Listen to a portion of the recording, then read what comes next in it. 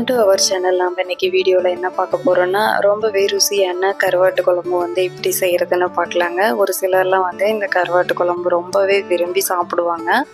ஒரு கடாயில் வந்து கடலெண்ணெய் சேர்த்துட்டு நல்லா காஞ்சதுக்கப்புறமா ஒரு கைப்பிடி அளவுக்கு சின்ன வெங்காயம் வந்து சேர்த்துக்கலாங்க.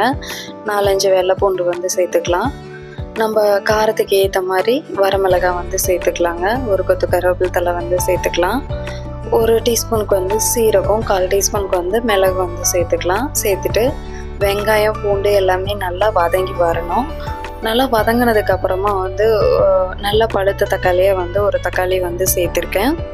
சேர்த்துட்டு அதையும் நல்லா வந்து வதக்கி விட்டுக்கலாம். வெங்காயம் தக்காளி எல்லாமே நல்லா வதங்கி வந்ததுக்கப்புறமா ஆற விட்டுட்டு கறி மசால் வந்து 1 டீஸ்பூனுக்கு வந்து சேர்த்துருக்கேங்க. நம்ம வீட்டிலேயே அரைச்ச கறி மசால் வந்து சேர்த்துருக்கேன். ஒரு 2 ஸ்பூனுக்கு வந்து கடலை வந்து சேர்த்துக்கலாம். 1 மூடி தேங்காய் வந்து சேர்த்துருக்கேன். மஞ்சள் தூள் வந்து ஒரு 1/2 ஸ்பூனுக்கு வந்து சேர்த்துக்கலாம். சேர்த்துட்டு இதை மிக்ஸி ஜாரில் சேர்த்து தண்ணி சேர்த்து நல்லா அரைச்சி எடுத்துக்கலாம். இப்போ வந்துட்டு நம்ம எந்த அளவுக்கு கருவாடு வேணுமோ அந்த அளவுக்கு வந்து அந்த கருவாட்டை வந்து சுத்தமாக சுடு தண்ணி ஊற்றிட்டு நம்ம நல்லா 2-3 டைமாக வந்து அலசி எடுத்துக்கணும். சுத்தமாக வந்து கழுவி எடுத்துக்கலாங்க. ஏன்னா இதில் வந்து மண் கல்லெல்லாம் வந்து இருக்கும், சுத்தம் செஞ்சு எடுத்துக்கலாம். இப்போ அதே கடாயில் வந்துட்டு நல்லெண்ணெய் வந்து ஒரு 2 ஸ்பூனுக்கு வந்து சேர்த்துருக்கேன். சேர்த்துட்டு எண்ணெய் நல்லா காஞ்சி வந்ததும் வெந்தயம் வந்து ஒரு 1/4 டீஸ்பூனுக்கு வந்து சேர்த்துக்கலாங்க. கொஞ்சமாக வந்து சின்ன வெங்காயம், ஒரு கொத்து கருவேப்பிலை தழை, சும்மா ஒரு ஒரு ஒரு வரமிளகாய், பூண்டு வந்து கொஞ்சமாக இடித்து வந்து சேர்த்துருக்கேங்க. சேர்த்துட்டு நல்லா வதங்கி வந்ததும் ஒரு 1/4 டீஸ்பூனுக்கு வந்து மஞ்சள் தூள் வந்து சேர்த்துக்கலாம். மீன் குழம்பு மசாலா வந்து ஒரு 2 ஸ்பூனுக்கு வந்து எடுத்துருக்கேங்க. அதையும் சேர்த்துட்டு நல்லா வதக்கி விட்டுக்கலாம். நல்லா வதங்கி வந்ததுக்கப்புறமா நம்ம அரைச்சி வச்சுருந்த மசாலாவை வந்து சேர்த்துக்கலாம்.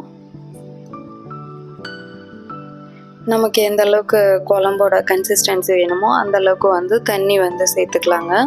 இந்த கருவாட்டு குழம்புக்கு வந்து கொஞ்சமாக வந்து புளி தண்ணி வந்து சேர்த்துக்கணும். நான் முன்னையே வந்து நல்லா ஊற வச்சு கரைச்சி எடுத்து வச்சுருந்தேங்க. அதை சேர்த்துட்டு உப்பு நம்ம தேவையான அளவுக்கு வந்து உப்பு சேர்த்துக்கலாம். உப்பு புளிப்பு எல்லாமே சரியாக இருக்குதான்னு பார்த்துக்கணுங்க. மறுபடியும் 1 ஸ்பூனுக்கு வந்து மீன் குழம்பு மசாலா வந்து சேர்த்துருக்கேன். சேர்த்துட்டு நல்லா கலந்து விட்டுக்கலாம். உப்பு காரம் எல்லாமே சரியாக இருக்குதான்னு பார்த்துக்கலாம். பார்த்துட்டு ஒரு 2 டைம் ஒரு 15 மினிட்ஸ் வந்து நல்லா நம்ம கொதிக்க விடலாம் குழம்பு நல்லா கொதிச்சு வந்ததும் எண்ணெய் பிரிஞ்சு வரணுங்க. அந்தளவுக்கு வந்து கொதிக்கிறதுக்கு வந்து விடணும். அதுக்கப்புறமா வந்து நம்ம எடுத்து வச்சுருந்த கருவாட்டை வந்து சேர்த்துக்கலாம். சேர்த்துட்டு ஒரு 10 நிமிஷம் வந்து நல்லா கொதிக்க விடலாங்க. இந்த கருவாடெல்லாம் நல்லா வந்து வெந்து வரணும்.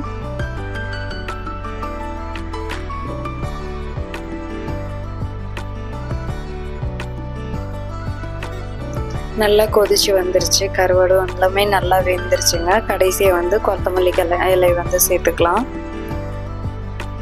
அவ்வளோதாங்க, சூப்பரான கருவாட்டு குழம்பு வந்து ரெடி ஆகிடுச்சு. ஒரு டைம் வந்து ட்ரை பண்ணி பார்த்துட்டு எப்படி இருக்குதுன்னு எனக்கு கமெண்ட் பண்ணுங்கள். இப்போ தான் நம்ம சேனலை வந்து ஃபஸ்ட் டைம் பார்க்குறீங்கன்னா மித்தூஸ் ஆரோக்கிய சமையலை வந்து லைக் பண்ணுங்கள், ஷேர் பண்ணுங்கள், சப்ஸ்கிரைப் பண்ணுங்கள்.